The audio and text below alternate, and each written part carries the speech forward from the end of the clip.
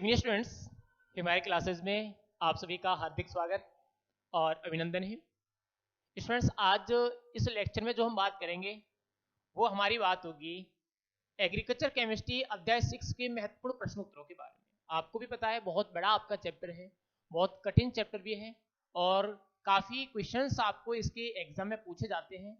विशेषकर अगर हम बात करें अर्धवार्षिक और वार्षिक जो आपके एग्जाम होंगे वहाँ ये चैप्टर आपको काफ़ी परेशानी देगा। तो इस चैप्टर के जितने भी इंपॉर्टेंट क्वेश्चंस हैं वो अब हम इस वीडियो में पूरे के पूरे डिस्कस करने वाले हैं। तो चलिए स्टूडेंट्स, क्लास को शुरू करते हैं। शुरू करने से पहले आपका एक ही काम है, आपको वीडियो को पहले लाइक करना है, उसके बाद अगर चैनल पर नए हैं तो चैनल को सब्सक्राइब करना है। ठीक है, चलिए अपन चलते हैं डायरेक्ट इस चैप्टर के महत्वपूर्ण प्रश्नोत्तरों के बारे में। तरह के में सवाल आएंगे, मैंने सारे ही तरह के क्वेश्चनों को यहाँ इंक्लूड किया है, आपको कोई भी समस्या यहाँ होगी नहीं। कोई भी क्वेश्चन आपका इस जो वीडियो जो मैं यहाँ बता रहा हूँ आपको क्वेश्चंस उनसे बाहर नहीं आएगा, सारे क्वेश्चन यही होंगे आपके एग्जाम में। जैसे मान लो हमारा पहला प्रश्न क्या है, पहला प्रश्न है भारत में कुल कृषि योग्य क्षेत्र, खाली जगह है, नहीं भारत में कुल कृषि योग्य क्षेत्रफल कितना है।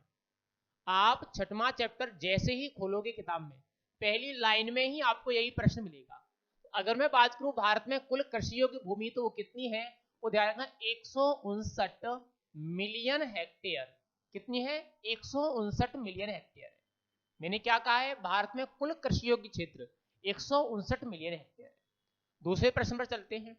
दूसरा प्रश्न है केंद्रीय मृदा लवणता अनुसंधान संस्थान खाली जगह स्थित है। और ये मुझे लगता है सारे स्टूडेंट्स को इसका जो आंसर है वो पता होगा। अगर हम केंद्रीय मृदा लवणता अनुसंधान संस्थान की बात करें तो ये कहां पर है, ये आपका स्थित है करनाल। और करनाल कहाँ है? हरियाणा में। कहाँ स्थित है? ये करनाल हरियाणा में स्थित है। नेक्स्ट अगर मैं बात करूं, अगला तीसरा प्रश्न क्या है, भारत में कितने क्षेत्र पर अम्लीय मृदाएं पाई जाती हैं। ये प्रश्न हमारा काफी इंपोर्टेंट है क्योंकि पिछले बार ये एग्जाम में आया था। प्रश्न क्या है, भारत में कितने प्रतिशत क्षेत्र पर अम्ल प्रभावित मृदाएं या हम कहें अम्लीय मृदाएं पाई जाती हैं। तो आप लोग ध्यान रखना, आपका जो जवाब होगा वो होगा 90 मिलियन हेक्टेयर। भारत में कितने क्षेत्रफल पर अम्लीय मृदाएं पाई जाती है, तो 90 मिलियन हेक्टेयर क्षेत्र भारत में ऐसा है जहां अम्ल प्रभावित या अम्लीय मृदाएं पाई जाती हैं। अगला सवाल है हमारा, अम्लीय मृदा कौन से क्षेत्रों में पाई जाती है। ये काफी इंपोर्टेंट है। अगर मैं अम्लीय मृदाओं की बात करूं तो अम्लीय मृदाओं का जो विकास है वो कौन से क्षेत्रों में होगा, तो आप लोग ध्यान रखना अम्लीय मृदाओं का विकास हमेशा आर्द्र क्षेत्रों में होता है। कैसे होगा? आर्द्र या मैं कहूं नम क्षेत्रों में। अम्लीय मृदाओं का विकास कहां होगा? आर्द्र या नम क्षेत्रों में होगा। अम्लीय मृदा कहां पाई जाएंगी, तो आर्द्र और नम क्षेत्रों में पाई जाएंगी। इसके बाद अगला प्रश्न है हमारा, मृदा अम्लता कितने प्रकार की होती है, नाम लिखिए। आपको बताना है कि जो मृदा अम्लता है, मिट्टी के अंदर जो अम्लीयता होती है वो कितने तरह की होती है। ध्यान रखना, मृदा अम्लता 2 प्रकार की होती है। 2 प्रकार की कौन कौन सी होगी? एक तो होगी आपकी प्राकृतिक अम्लता, प्राकृतिक अम्लता। दूसरी में अगर बात करूं तो कौन सी होगी? दूसरी होगी हमारी विकसित अम्लता। विकसित या हम विकसित को क्या कह सकते हैं? उपार्जित। विकसित या उपार्जित अम्लता। मृदा अम्लता कितने प्रकार की होती है, तो 2 प्रकार की होती है। कौन कौन सी? प्राकृतिक अम्लता और दूसरी में अगर बात करूं तो विकसित या उपार्जित अम्लता। ये हमारे पहले 5 प्रश्न हो गए, मुझे लगता है सभी के क्लियर हो गए होंगे। अब थोड़ा सा नेक्स्ट चलते हैं। बहुत सारे क्वेश्चन, लगभग 30 क्वेश्चन हैं जिनके बारे में हम इस पूरे चैप्टर में चर्चा करने वाले हैं। थोड़ा सा जल्दी भी चलेंगे अपन ताकि हमारे सारे क्वेश्चन कम टाइम में क्लियर हो जाए। चलिए स्टूडेंट्स, नेक्स्ट जो अपना सवाल है अब देखते हैं। नेक्स्ट सवाल क्या है, अगला जो हमारा सवाल है वो है अम्लीय मृदा बनने के कारण कौन कौन से हैं। काफी अच्छा प्रश्न है। अम्लीय मृदा कौन कौन से कारणों से विकसित होती है, क्या कारण है जिनकी वजह से अम्लीय मृदाओं का विकास होता है। अगर हम अम्लीय मृदा बनने के कारणों की बात करें तो सबसे पहला कारण हमारा क्या होगा? सबसे पहला कारण होगा हमारा आर्द्र जलवायु। क्योंकि मैंने पहले ही बताया था अम्लीय मृदा कहाँ पाई जाती हैं? आर्द्र क्षेत्रों में पाई जाती हैं। दूसरी में अगर बात करूं अतिवर्षा, जहां वर्षा अधिक होती है वहां भी कैसी मृदाएं विकसित होती हैं? अम्लीय मृदाएं विकसित होती हैं। तीसरी अगर मैं बात करूं यहाँ अम्लीय उर्वरक, अगर हम अम्लीय उर्वरकों का प्रयोग करते हैं तो उनके कारण कैसी मृदाओं का विकास होगा, उनके कारण अम्लीय मृदाओं का विकास होगा। एक और अगर हम बात करें अम्लीय उर्वरकों के अलावा, अम्लीय उर्वरक तो हमारे हो ही गए, लेकिन इनके अलावा अगर हम और भी बात करें तो मृदा में सूक्ष्म जीव व कार्बनिक पदार्थों की अधिकता, सूक्ष्म जीव व कार्बनिक पदार्थों की अधिकता, इसके भी कारण भी क्या होगी, अम्लीय मृदा बनेगी। कार्बनिक पदार्थों की अधिकता, यह आपके क्या हो गए, अम्लीय मृदा बनने के कारण हो गए। अगर एक और लिखना चाहो तो एक और कारक आप लिख सकते हो यहाँ, वो कारक होगा आपका पैतृक पदार्थ। अगर आपके जो पैतृक पदार्थ हैं, जिन पदार्थों से मृदा का निर्माण हुआ है, वो पदार्थ अगर अम्लीय है तो उनसे निर्मित मृदा भी कैसी होगी, अम्लीय होगी। प्रश्न क्या है, अम्लीय मृदा बनने के कारण तो कौन कौन से हो गए, आर्द्र जलवायु हो गई, अति वर्षा हो गई, अम्लीय उर्वरकों का प्रयोग हो गया, सूक्ष्म जीव व कार्बनिक पदार्थों की अधिकता हो गई, और नेक्स्ट क्या हो गया, पैतृक पदार्थ। ठीक है, ये कारण हो गए। इसके बाद नेक्स्ट अगर हम चले, अम्लीय मृदा का सुधार कैसे किया जाता है, अम्लीय मृदा का सुधार कैसे किया जाता है, तो अम्लीय मृदा का जो सुधार किया जाता है वो कैसे करते हैं, वो हम करते हैं चूना युक्त पदार्थों द्वारा। किसके द्वारा करते हैं, चूना युक्त पदार्थों द्वारा। आप लोग क्या लिखोगे, आप लोग लिखोगे अम्लीय मृदा का सुधार चूना युक्त पदार्थों के द्वारा किया जाता है।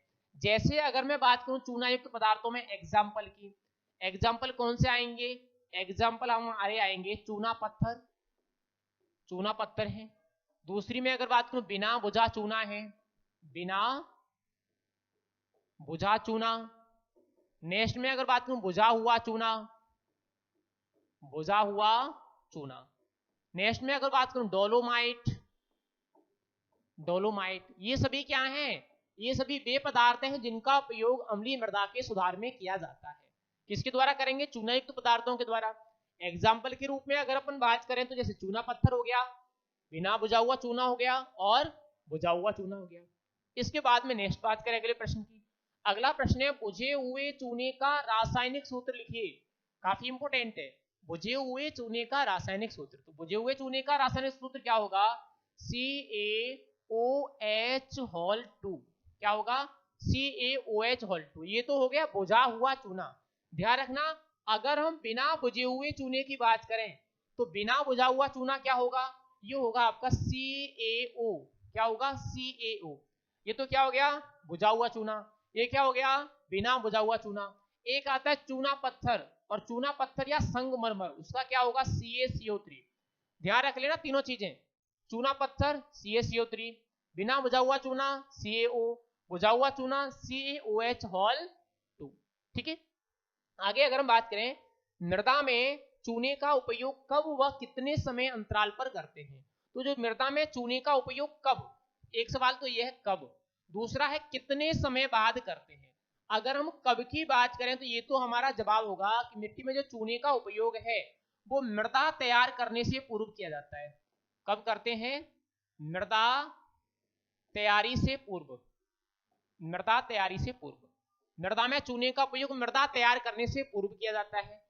कितने समय के बाद करते हैं, तो प्रत्येक 5 वर्ष के अंतराल पर किया जाता है। कितने अंतराल पर करते हैं, 5 वर्ष के अंतराल पर। हम क्या लिखेंगे, हम लिखेंगे मृदा में चूने का उपयोग मृदा फसल के लिए मृदा तैयार करने से पूर्व किया जाता है तथा प्रत्येक 5 वर्ष के अंतराल पर इसका उपयोग करते हैं। ठीक है, यहां तक क्लियर होंगे मेरे हिसाब से 9 क्वेश्चन तक। अब थोड़ा सा और भी आगे चलते हैं।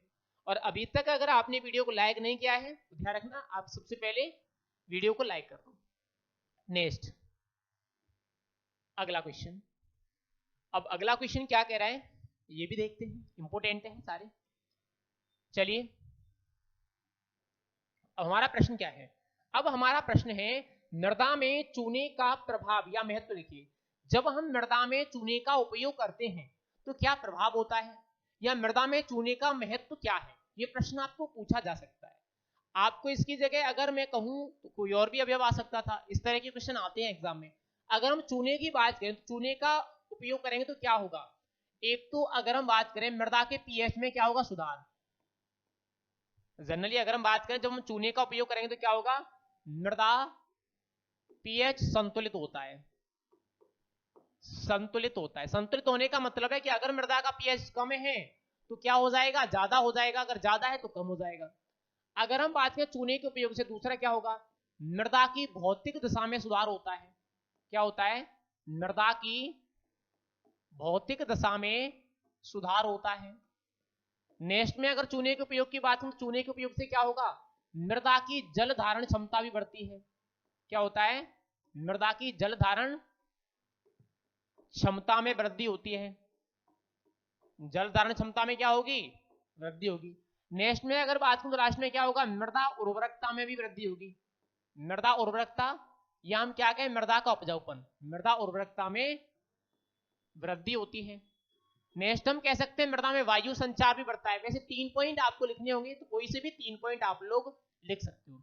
चूने का प्रभाव या महत्व क्या होगा, तो मृदा के जो पीएच है वो संतुलित हो जाता है। दूसरा, मृदा की भौतिक दशा में सुधार होता है। तीसरा, मृदा की जल धारण क्षमता में बढ़ती है। चौथे, अगर हम बात करें तो मृदा की जो उर्वरकता है, मृदा का जो उपजाऊपन है, उसमें भी क्या होती है, वृद्धि होती है। तो आपके चूने का महत्व हो गया। इसके बाद में अगर बात करूं, अगला प्रश्न काफी इंपोर्टेंट है। लवण प्रभावित मृदाओं का विकास खाली जगह क्षेत्रों में होता है। लवण प्रभावित मृदाएं कौन से क्षेत्रों में विकसित होती हैं, काफी इंपोर्टेंट प्रश्न है। अगर हम लवण प्रभावित मृदाओं की बात करें तो इनका विकास कौन से क्षेत्रों में होगा, इनका विकास होगा शुष्क व अर्ध शुष्क क्षेत्रों में। कहां होता है, शुष्क व अर्ध शुष्क क्षेत्रों में होता है। अम्लीय मृदाओं का विकास आर्द्र या नम क्षेत्रों में होगा और इनका विकास शुष्क व अर्ध शुष्क क्षेत्रों में होता है। अगला प्रश्न है, लवणीय मृदाओं को राजस्थान में कहते हैं, यानी लवणीय मृदाओं को राजस्थान में क्या कहा जाता है। अगर स्टूडेंट्स हम लवणीय मृदाओं की बात कर रहे हैं तो इन्हें राजस्थान में क्या कहा जाएगा, राजस्थान में लवणीय मृदाओं को कहा जाता है लूणी खारी। क्या कहा जाता है, लूणी खारी कहा जाता है। राजस्थान में क्या कहेंगे, लूणी खारी कहेंगे। और गुजरात में क्या कहेंगे, खारी। गुजरात में खारी कहा जाएगा, राजस्थान में लूणी खारी कहा जाएगा। और अगर हम उत्तर प्रदेश की बात करें, अगर हम यूपी की बात करें तो वहां क्या कहेंगे, वहां कहेंगे ऊसर या रेह। ध्यान रखना, उत्तर प्रदेश में क्या कहेंगे, ऊसर या रेह कहेंगे। गुजरात में खारी कहेंगे, राजस्थान में लूणी खारी कहा जाएगा। वहीं अगर मैं बात करूं, राजस्थान में खाली जगह क्षेत्र पर लवणीय मृदा पाई जाती है। राजस्थान में खाली जगह क्षेत्र पर लवणीय मृदा पाई जाती है। राजस्थान में कितने % भूभाग ऐसा है जहां पर लवणीय मृदा पाई जाती है, तो ध्यान रखना, अगर हम राजस्थान की बात कर रहे हैं तो राजस्थान में 3.74 लाख हेक्टेयर, 3.74 लाख हेक्टेयर क्षेत्रफल पर क्या पाई जाती है, लवण प्रभावित मृदाएं पाई जाती है। इंपोर्टेंट चीज है यहाँ लाख हेक्टेयर, ध्यान रखना। अगर हम भारत में बात करेंगे तो क्या होगा, मिलियन हेक्टेयर। भारत में मिलियन हेक्टेयर होता है, राजस्थान में क्या है, लाख हेक्टेयर है। तो कितना, 3.74 लाख हेक्टेयर क्षेत्र पर राजस्थान में लवण प्रभावित मृदाएं पाई जाती हैं। यह आपके 13 क्वेश्चन कंप्लीट हो गए। यहां तक मेरे हिसाब से सभी का क्लियर होगा। अब हम थोड़ा सा अगले क्वेश्चन पर चलते हैं। इस चैप्टर की सभी क्वेश्चन है, इसमें जो भी इंपोर्टेंट क्वेश्चन इस चैप्टर से बन सकते हैं सारे क्वेश्चनों को यहाँ पर इंक्लूड किया है। अब अगला क्वेश्चन क्या है, अगले दोनों क्वेश्चन हमारे थोड़े से बड़े बड़े हैं, लेकिन बड़ा क्वेश्चन कोई नहीं होता, सब सिंपल होते हैं, समझ लो बस। क्वेश्चन क्या है, लवणीय मृदा बनने के प्रमुख कारण कौन कौन से हैं। एक तो हमने पढ़ा अम्लीय मृदा बनने के कारण, अब हम क्या पढ़ रहे हैं, लवणीय मृदा बनने के कारण कौन कौन से हैं। तो चलिए हम देख लेते हैं। सबसे पहला जो कारण होगा लवणीय मृदा बनने का, सबसे प्रमुख कारण जो है वो क्या है, सबसे प्रमुख कारण है यहाँ शुष्क व अर्धशुष्क जलवायु। मैंने पहले बताया कहाँ पाई जाती है, शुष्क व अर्धशुष्क क्षेत्रों में। तो शुष्क व अर्धशुष्क,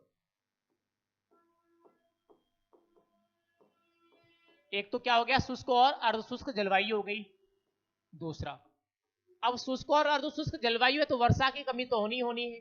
दूसरा क्या होगा, दूसरा होगा वर्षा की कमी, वर्षा की कमी हो गई। तीसरी में अगर बात करूं, क्षारीय उर्वरकों का उपयोग, क्या होगा, क्षारीय उर्वरकों का प्रयोग। जब हम क्षारीय उर्वरकों का प्रयोग करेंगे तो मिट्टी में क्या एकत्रित हो जाएंगे, लवण एकत्रित हो जाएंगे। एक अगर मैं बात करूं तो लवणीय जल से सिंचाई, क्या होगा, लवणीय जल से सिंचाई। लवणीय जल से सिंचाई हो गई। और भी अगर हम बात करें क्या हो जाएगा, नहरों से निछालन, जो नहरी क्षेत्रों से पानी का लीकेज होता है, निछालन, उससे भी क्या हो जाती हैं, लवणीय मृदाएं विकसित हो जाती हैं। तो ये क्या हो गए हमारे सारे कारक हो गए। एक और आता है यहाँ उच्च भूमि जल स्तर, अगर आपकी भूमि का जल स्तर ऊंचा है तो भी लवणीय मृदा बनेगी, उच्च भूमि जल स्तर, इसके कारण भी क्या बनती हैं, लवणीय मृदाएं। एक आपका होता ही है पैतृक पदार्थ, अगर पैतृक पदार्थ ही लवणीय प्रकृति के हैं तो मृदा भी कैसी होंगी, लवणीय प्रकृति की होंगी।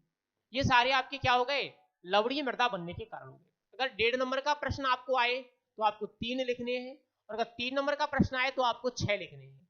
ठीक है, दोनों तरह का आ सकता है ये प्रश्न। तो कौन कौन से होंगे, शुष्क और अर्धशुष्क जलवायु हो गई, वर्षा की कमी हो गई, क्षारीय उर्वरकों का प्रयोग हो गया, लवणीय जल से सिंचाई हो गई, नहरों से लीचिंग हो गई, और उच्च भूमि जलस्तर हो गया, और क्या हो गया, पैतृक पदार्थ। ये सारे लवणीय मृदा बनने के कारण होते हैं। आगे अगर बात करूं, अगला प्रश्न है लवणीय मृदाओं की पहचान के लक्षण लिखिए। लवणीय मृदाओं की पहचान कैसे की जा सकती है। अगर हम लवणीय मृदाओं की पहचान के लक्षण की बात करें तो पहला लक्षण तो ये होगा कि जब हम देखेंगे तो मृदा का जो रंग होगा वो रंग कैसा दिखाई देगा, रंग होगा इसका सफेद, सफेद या ऊसर। रंग कैसा दिखाई देगा, सफेद या ऊसर दिखाई देगा। ऊसर का मतलब है हल्का सा मटमैला। दूसरी में अगर बात करूं, मृदा में क्या दिखाई देती है, दरारें दिखाई देती हैं। मृदा में क्या दिखाई देंगी, दरारें दिखाई देती हैं। जो भी आपको लवणीय मिट्टी दिखेगी वहां क्या दिखाई देंगी, दरारें दिखाई देती है, मिट्टी कटी हुई दिखाई देगी, दरारें दिखाई देती हैं। तीसरी में अगर बात करूं, जो लवणीय मृदा वाला क्षेत्र है वो कैसा बन जाता है, दलदली, दलदली। लवणीय मृदा वाला क्षेत्र कैसा बन जाता है, जैसे ही पानी पड़ेगा वो दलदली बन जाएगा। नेक्स्ट में अगर बात करूं, लवणीय मृदा वाले क्षेत्र में जो पौधे उगेंगे, पौधे क्या करेंगे, जल की कमी के लक्षण, जल की कमी के लक्षण। अगर मिट्टी में उगे हुए पौधे पानी भरा हुआ है फिर भी क्या कर रहे हैं, जल की कमी के लक्षण दर्शा रहे हैं, तो समझ लो कि वो मिट्टी कैसी है, लवणीय है। अगर किसी खेत में पानी भरा हुआ है और पौधे पानी की कमी के लक्षण प्रदर्शित कर रहे हैं तो इसका सीधा सीधा अर्थ है कि वो मिट्टी कैसी है, लवणीय है। तो इस तरह से हम पहचान कर सकते हैं। पहला लक्षण क्या होगा, सबसे मोस्ट, मृदा सफेद रंग की दिखाई देगी। दूसरा, मृदा में दरारें दिखाई देंगी। तीसरा, मृदा कैसी दिखाई देगी, दलदली, पानी होने के बाद में कैसी हो जाएगी, दलदली हो जाएगी। और जल की कमी के लक्षण वहां पौधे प्रदर्शित करेंगे। ये क्या हो गए, ये लवणीय मृदाओं की पहचान के लक्षण हो गए। अब थोड़ा सा और आगे चलते हैं। चलिए नेक्स्ट अगर हम बात करें तो आगे और भी बहुत सारे प्रश्न हैं हमारे। अगला प्रश्न कुछ इस तरह से है, दिखाई दे रहा होगा। चलिए देख लेते हैं क्या कह रहा है क्वेश्चन। अब क्वेश्चन हमारा कह रहा है रिग्रेडेशन किसे कहते हैं। रिग्रेडेशन मैं आपको बता दूं, कुछ मृदाओं में क्या होता है, कुछ मृदाओं में निम्नीकरण की क्रिया होती है। क्या होता है, निम्नीकरण। निम्नीकरण का मतलब है कि मृदा में जो भी तत्व हैं, मृदा में क्या है, जो भी तत्व हैं या मृदा में जो भी लवण हैं उनका क्या हो जाता है, निच्छालन हो जाता है। मृदा में लवणों का क्या हो जाता है, निच्छालन। अब किसी मृदा में एक बार लवणों का निच्छालन हो गया, फिर दोबारा से लवण एकत्रित हो गए तो दोबारा से क्या होगा, निम्नीकरण की क्रिया होगी। तो जब किसी मृदा में दोबारा निम्नीकरण होता है तो उस मृदा को क्या, उस क्रिया को क्या कहा जाता है, रिग्रेडेशन कहा जाता है। जिन मृदाओं में एक बार निम्नीकरण हो जाता है उन मृदाओं में दोबारा से निम्नीकरण होने की क्रिया क्या कहलाती है, रिग्रेडेशन कहलाती है। जिन मृदाओं में एक बार निम्नीकरण हो जाता है उनमें दोबारा से निम्नीकरण होने की क्रिया रिग्रेडेशन कहलाती है। और निम्नीकरण क्या है, मृदा में उपस्थित तत्व या लवणों का निच्छालन के द्वारा नीचे के संस्तरों में चले जाना क्या है, निम्नीकरण है। ठीक है, अगला पॉइंट हमारा विद्युत चालकता किसे कहते हैं, इसकी इकाई लिखिए। ये काफी इंपोर्टेंट है, विद्युत चालकता किसे कहते हैं, इसकी इकाई लिखिए। अगर स्टूडेंट्स हम विद्युत चालकता की बात करें तो विद्युत चालकता क्या है, विद्युत चालकता मृदा व जल में उपस्थित लवणों की मात्रा है। मृदा व जल में उपस्थित लवणों की मात्रा, लवणों की मात्रा क्या कहलाती है, विद्युत चालकता कहलाती है। विद्युत चालकता कहलाती है। आपसे अगर प्रश्न पूछा जाए विद्युत चालकता क्या है, तो अब बिल्कुल क्लियर हो गया। मृदा और जल में उपस्थित लवणों की मात्रा को क्या कहा जाता है, विद्युत चालकता कहा जाता है। अब हम बात करें कि विद्युत चालकता की इकाई क्या है, दो चीजें पूछी गई हैं। अगर हम इकाई की बात करें तो इसकी इकाई क्या होती है, विद्युत चालकता की इकाई होती है डेसी साइमन प्रति मीटर। क्या होगी, डेसी साइमन प्रति मीटर, डेसी साइमन प्रति मीटर। और इसको हम ऐसे भी लिख सकते हैं DSM इनवर्स 1, डेसी साइमन प्रति मीटर। ठीक है, प्रश्न क्लियर। आगे चलते हैं। अगला सवाल क्या है, अगला है क्षारीय एवं लवणीय एवं क्षारीय मृदाओं में अंतर लिखिए। ये प्रश्न भी काफी अच्छा है, आपको आ सकता है। लवणीय और क्षारीय मृदाओं में अंतर लिखिए। अब लवणीय और क्षारीय मृदा में क्या क्या अंतर होगा, जनरली हम देख लेते हैं। एक तो हमारा लवणीय मृदा का पॉइंट है ये, ठीक है। एक हमारा क्षारीय का। लवणीय मृदा का पीएच मान कितना होता है, इसका पीएच मान होगा 8.5 से कम। लवणीय मृदा का पीएच 8.5 से कम, और क्षारीय मृदा का पीएच कितना होगा, 8.5 से अधिक। पहली बात, लवणीय मृदा का पीएच मान 8.5 से कम, क्षारीय का 8.5 से अधिक। दूसरा, लवणीय मृदा की जो ईसी है यानी विद्युत चालकता है वो कितनी होगी, 4 डेसी साइमन प्रति मीटर से अधिक। इसकी विद्युत चालकता कितनी होगी, 4 डेसी साइमन प्रति मीटर से अधिक। और इसकी विद्युत चालकता कितनी होगी, इसकी होगी 4 डेसी साइमन प्रति मीटर से कम। इसकी विद्युत चालकता 4 डेसी साइमन प्रति मीटर से ज्यादा, इसकी 4 डेसी साइमन प्रति मीटर से कम। आगे अगर मैं बात करूं इसकी, अब ईसी हो गई। अब ईएसपी, ईएसपी का मतलब है विनिमयशील सोडियम प्रतिशतता, एक्सचेंजेबल सोडियम परसेंटेज, विनिमयशील सोडियम प्रतिशतता। इसमें कितनी होगी, इसमें होगी 15% से कम 15% से कम, यहां कितनी होगी 15% से अधिक। ये तीन प्रमुख अंतर हो गए दोनों में। पता चल गया आपको लवणीय और क्षारीय मृदा में क्या अंतर है। इसका पीएच 8.5 से कम, इसका पीएच 8.5 से ज्यादा। इसकी इसी 4 डेसी साइमन प्रति मीटर से अधिक, इसकी इसी 4 डेसी साइमन प्रति मीटर से कम। इसकी ईएसपी 15% से कम और इसकी इसी 15% से ज्यादा। इसका जो रंग है लवणीय मृदा का वो कैसा होता है, सफेद। आप लोग ले सकते हो यहाँ, अगर हम रंग की बात करें तो इसका रंग कैसा होता है, इसका रंग होगा सफेद। इसका रंग कैसा होगा, सफेद। और इसके अगर हम रंग की बात करें तो इसका रंग कैसा होता है, काला। जो क्षारीय मृदाएं होती है उनका रंग कैसा होता है, काला होता है, और इनका रंग कैसा होता है, सफेद होता है। तो ये प्रमुख क्या हो गए, इनमें अंतर हो गए। क्लियर हो गया पॉइंट। अब थोड़ा सा और आगे चलते हैं, और भी हमारे बहुत सारे प्रश्न हैं। जितने भी इंपोर्टेंट क्वेश्चन है इस पूरे चैप्टर के वो इस पीडीएफ में आपको देखने को मिल जाएंगे। चलिए अगला प्रश्न क्या है, नेक्स्ट क्वेश्चन को ट्राई करते हैं। चलिए भाई अगला क्वेश्चन क्या कह रहा है। अब अगला क्वेश्चन है ईएसपी का सूत्र लिखिए। अगला प्रश्न क्या है, ईएसपी का सूत्र लिखिए। अब ईएसपी क्या है, विनिमयशील सोडियम प्रतिशतता। क्या है, विनिमयशील सोडियम प्रतिशतता।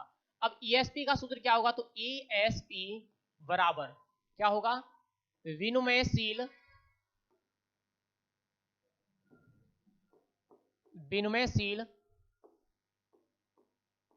सोडियम की मात्रा, विनिमयशील सोडियम की मात्रा बटे धनायन विनिमय क्षमता, धनायन विनिमय क्षमता इंटू 100, धनायन विनिमय क्षमता इंटू 100। ईएसपी क्या है, विनिमयशील सोडियम की मात्रा बटे धनायन विनिमय क्षमता इंटू 100। ईएसपी का पूर्ण नाम विनिमयशील सोडियम प्रतिशतता।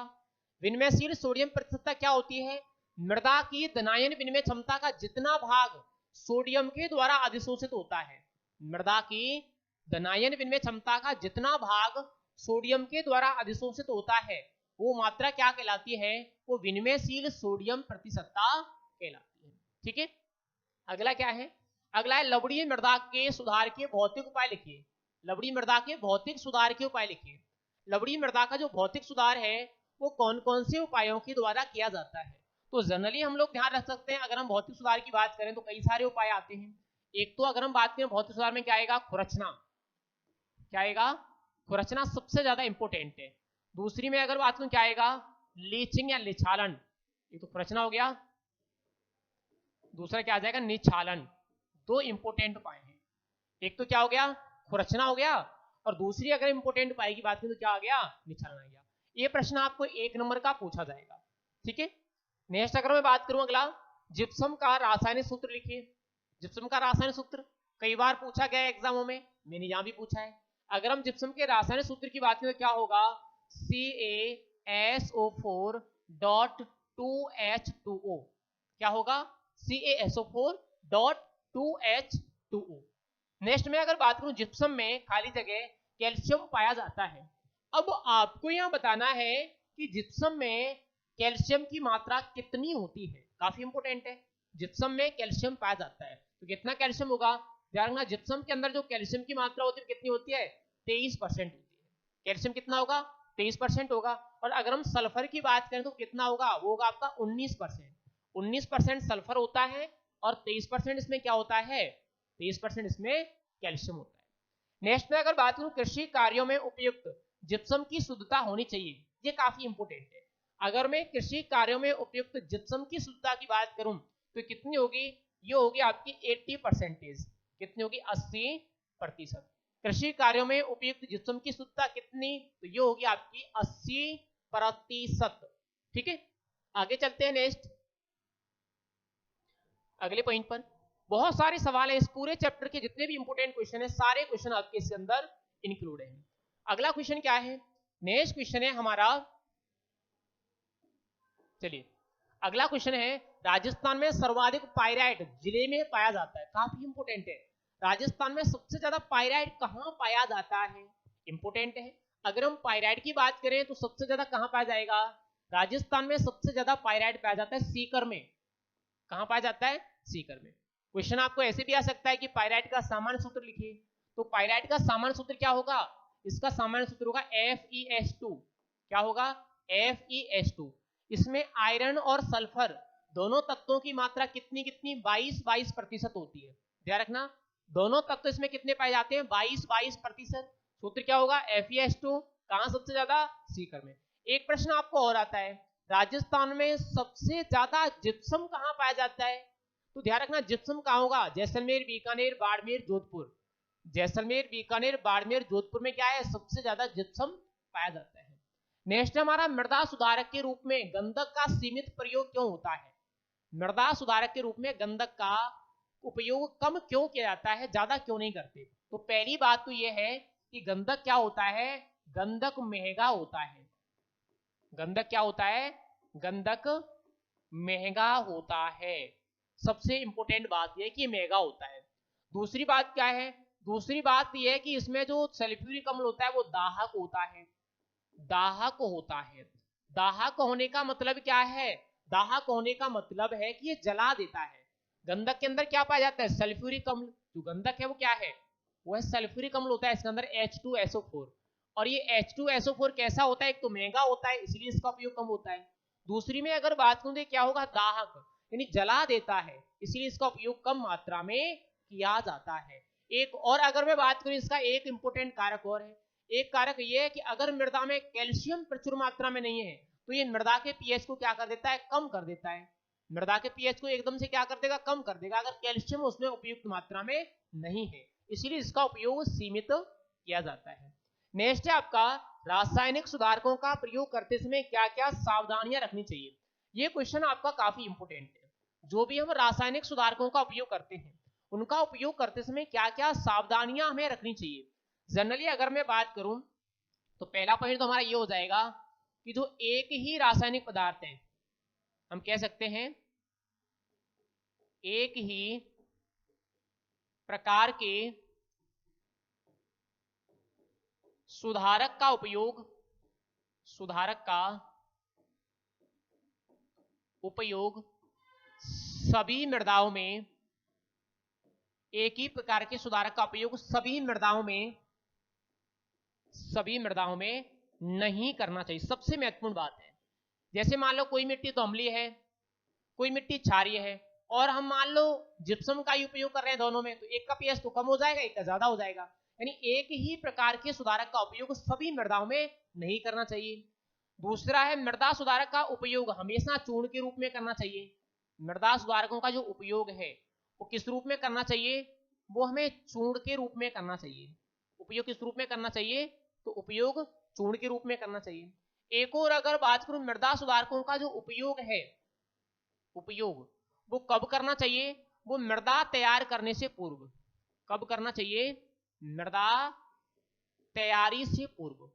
मृदा सुधारकों का उपयोग हमेशा ही हमें कम करना चाहिए, मृदा तैयार करने से पहले करना चाहिए। और भी अगर बात करें तो मृदा सुधारक की संतुलित मात्रा का उपयोग करना चाहिए। मृदा सुधारक की संतुलित मात्रा का उपयोग करना चाहिए। ऐसा नहीं है कि हमने कम मात्रा ले ली, कम मात्रा ले ली तो भी उसका कोई इफेक्ट नहीं होगा, अगर ज्यादा मात्रा ले ली तो वो नुकसानदायक हो जाएगी। तो हमें एक संतुलित मात्रा का उपयोग करना चाहिए। ये क्या हो गया कि रासायनिक सुधारकों का उपयोग करते समय सावधानी हो गई। एक ही प्रकार के सुधारक का उपयोग सभी मृदाओं में नहीं करना चाहिए। उसके बाद उपयोग हमेशा चूर्ण के रूप में करना चाहिए। उपयोग हमेशा मृदा तैयार करने से पहले करना चाहिए। और उसके बाद जो उपयोग है वो संतुलित मात्रा में करना चाहिए। ठीक है, यहां तक मेरे हिसाब से सभी का क्लियर होगा। थोड़ा सा और आगे लेके चलता हूं मैं आपको। चलिए आगे देख लेते हैं। नेक्स्ट जो अपना पॉइंट है, अब अगला सवाल क्या है, चलिए दिखाई दे रहा होगा आपको। अगला सवाल है लवणीय मृदा हेतु उपयुक्त फसलों के नाम लिखिए। लवणीय मृदा में कौन कौन सी फसलें आसानी से उगाई जा सकती हैं। तो जनरली मैं अगर बात करूं लवणीय मृदा में उपयुक्त फसल, तो एक है आपकी जौ, दूसरी में अगर बात करूं ढेंचा, जौ है, ढेंचा है। एक अगर बात करूं जो खजूर है आपका, खजूर। एक अगर बात करूं तो आंवला है आपका। एक में आपकी जो घास है, जितनी भी घास है वो घासें आपकी लवणीय मृदा में उगाई जा सकती हैं। तो लवणीय मृदा में क्या क्या उगा सकते हैं, जौ, ढेंचा, खजूर, आंवला, घास। अगर हम अम्लीय मृदा की बात करें तो वहां कौन कौन सी फसल उगाएंगे, धान है, चाय है, धान और चाय, दो फसलें उगाएंगे। अगला है लवणीय जल को परिभाषित कीजिए। लवणीय जल किसे कहते हैं, काफी इंपोर्टेंट पॉइंट है इस पूरे चैप्टर का। लवणीय जल किसे कहते हैं, तो ध्यान रखना अगर हम लवणीय जल की बात करें तो ये वह जल होता है जिसकी जो आरएससी का मान है, आरएससी क्या है, रेजुडिशियल सोडियम कार्बोनेट या अवशिष्ट सोडियम कार्बोनेट, इसका मान कितना होगा 2.5 MEQ मिली तुल्यांक प्रति लीटर, 2.5 मिली तुल्यांक प्रति लीटर।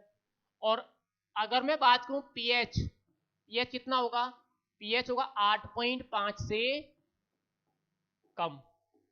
और अगर मैं बात करूं यहां ईसी, ईसी कितनी होगी, ईसी होगी 4 डेसीसाइमन प्रति मीटर से अधिक, अधिक। और अगर मैं बात करूं ईएसपी, ईएसपी वही विनम्यशील सोडियम प्रतिशतता, वो कितनी होगी 10% से अधिक। तो इस जल को हम क्या कहेंगे, इस जल को हम कहेंगे लवणीय जल। पीएच ज्यादा इंपॉर्टेंट नहीं है, बाकी ये तो तीनों चीजें हैं, 1, 2 और 3, ये तीनों चीजें हमारी ज्यादा इंपॉर्टेंट है, 2 और 3। हम कैसे लिखेंगे परिभाषा, हम लिखेंगे वह जल जिसकी आरएससी का मान 2.5 मिली तुल्यांक प्रति लीटर से अधिक, ईसी 4 डेसीसाइमन प्रति मीटर से अधिक तथा ईएसपी का मान 10% से अधिक होता है, उस जल को क्या कहा जाता है, उस जल को कहा जाएगा लवणीय जल। क्या कहा जाएगा, लवणीय जल कहा जाएगा। अगला प्रश्न क्या है फिर, अगला प्रश्न हमारा SAR का सूत्र लिखिए। अब SAR का पूरा नाम क्या है, पहले तो हम पूरे नाम पर चर्चा करेंगे। SAR का पूरा नाम होगा सोडियम एडॉप्टेशन रेशियो। क्या होगा, सोडियम एडॉप्टेशन रेशियो, सोडियम अधिशोषण अनुपात। और आपको क्या लिखना है, आपको लिखना है SAR का सूत्र। अब SAR का सूत्र क्या होगा, इसका सूत्र होगा Na/CA.mg/2। क्या होगा, Na/CA.mg/2। किसका सूत्र हुआ, ये सूत्र हुआ आपका SAR का। नेक्स्ट क्वेश्चन क्या है, नेक्स्ट क्वेश्चन हमारा लवणीय जल प्रबंध के उपाय लिखिए। लास्ट वाले क्वेश्चन को मैं आपके ऊपर छोड़ रहा हूं, आप सभी को यहाँ कमेंट में 2-2 उपाय इसके बता के जाने हैं। जितने भी स्टूडेंट्स हैं सारे स्टूडेंट्स यहाँ इसके 2-2 उपाय मुझे बता करके जाएंगे कि लवणीय जल का जो प्रबंधन है वो कैसे किया जाता है। बाकी ये इस चैप्टर के आपके इंपोर्टेंट क्वेश्चन हो गए जो आपको हाफ अर्ली एग्जाम यानी वार्षिक और अर्धवार्षिक दोनों ही एग्जाम में पूछे जाएंगे। मुझे लगता है क्वेश्चंस आपको पसंद आए होंगे, वीडियो आपको पसंद आई होगी। तो लाइक तो आपने कर ही दिया होगा, वीडियो को नहीं किया है तो अभी कर दो, कोई बात नहीं है। और अगर आप चाहते हो कि आपको अभी भी शॉर्ट नोट्स रिवीजन क्लास पढ़ना चाह रहे हो तो प्ले स्टोर से हमारा ऐप डाउनलोड कर लो, हिमायर ऐप। इस नाम से, हिमायर के नाम से आपको ऐप मिल जाएगा प्ले स्टोर पर। वहाँ आपको हमारे जितने भी शॉर्ट नोट्स हैं, हर सब्जेक्ट के 10-10 सॉल्व्ड मॉडल पेपर हैं और भी बहुत सारे स्टडी मटेरियल है जो आपको पढ़ने के लिए मिल जाएगा। ठीक है स्टूडेंट्स, आज के लिए इतना ही काफी है। बाकी बने रहिए, नेक्स्ट हम और भी बहुत सारी क्लासेस क्वेश्चंस की है जो आपको चैनल के माध्यम से मिलती रहेगी। Thank you.